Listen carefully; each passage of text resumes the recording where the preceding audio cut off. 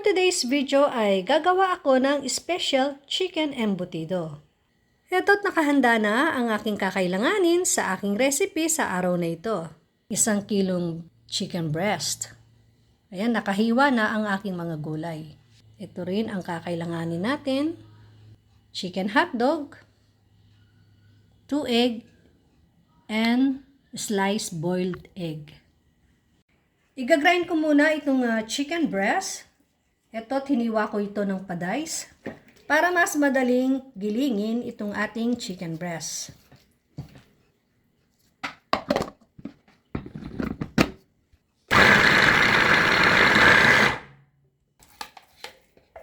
Ilagay natin sa malaking lalagyan para hindi tayo mahirapan kapag hinalo natin ang ating mixture. Ito na, nagiling ko na ang 1 kilo ng chicken breast. Ang susunod ko naman gigilingin ngayon itong isang piraso ng red bell pepper. Hiniwa ko ng padice. Ganon din ang carrots, 1 carrot. 7 cloves of garlic. At 1 hiniwang sibuyas.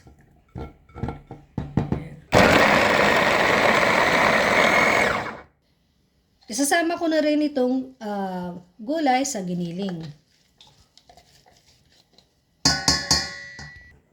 Ito, ilalagay ko na rin ang mga natitirang pangsangkap. Unahin ko itong salt, pamintang durog, sweet pickles, ketchup, oyster sauce, raisin, grated cheese easy melt, 2 beaten egg, cornstarch, breadcrumbs. Imimix natin ngayon hanggang ma-well combine lahat ang mga sangkap nito.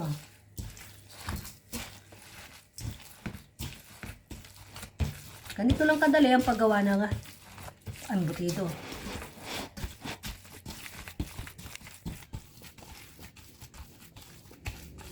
So, ayan, okay na itong ating mixture. Ito na ang ating magiging embutido at hinati ko ito sa 5 bahagi. Ito, nakaready na ang aking aluminum foil at ito ang aking magiging guide kung gaano kahaba o kalaki ang aking embutido. Ibabrush ko muna ito ng olive oil para hindi magdikit ang embutido. Ito, ilalagay ko na itong isa at spread natin ito ng maayos para pantay-pantay ang laki ng ating magiging embutido. So, ayan, ito. Pantay na ang ating mixture. Ngayon, maglalagay ako ng 2 chicken hotdog. So, ayan. At maglalagay tayo ng 4 na pirasong hiniwang boiled egg. I-roll natin ito ng dahan-dahan.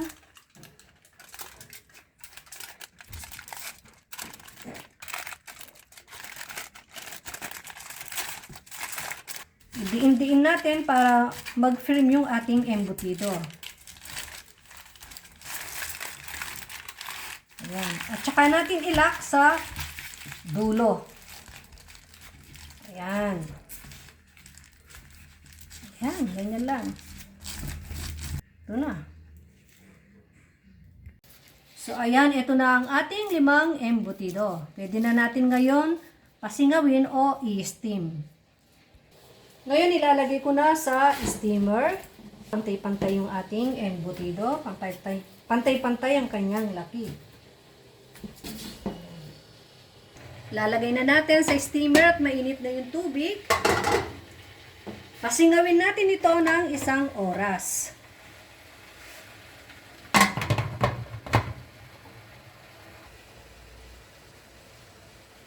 Eto na, luto na ang embutido.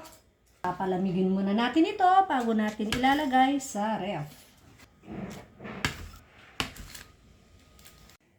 Eto na, malamig na ang ating embutido.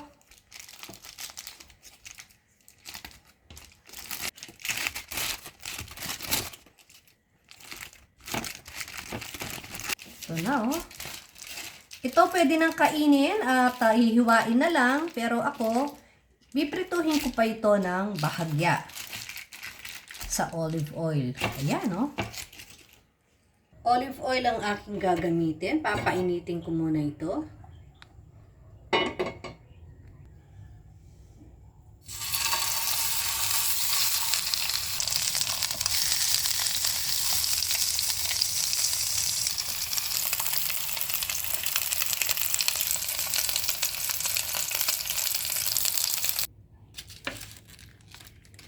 Papalamigin muna ito bago natin hiwain.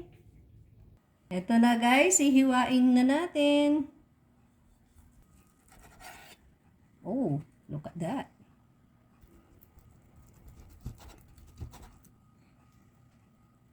Try this embutido guys at tamang-tama ito sa mga special na okasyon at hindi kayo mapapahiya sa mga magiging bisita nyo. Masarap po siya.